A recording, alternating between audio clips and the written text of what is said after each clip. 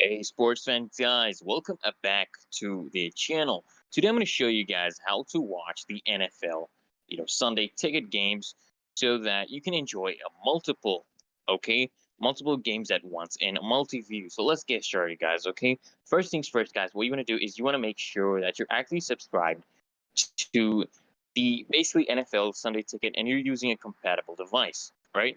Basically, multi-view is available on supported devices like smart TVs, gaming consoles, or streaming sticks, right? Next, you want to do is you want to launch the NFL Sunday Ticket app and log into your account, and you want to navigate to the live games section.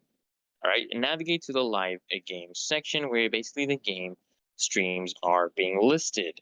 All right, then you want to basically look for the multi-view option, typically which is located on the same screen as the live game listings. You want to select it to actually activate multi-view mode.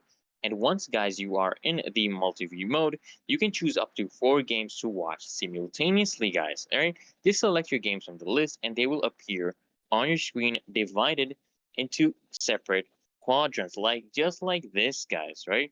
Finally, guys, you can enjoy the action. You can actually focus on one game by selecting it to enlarge its view temporarily while keeping the others visible.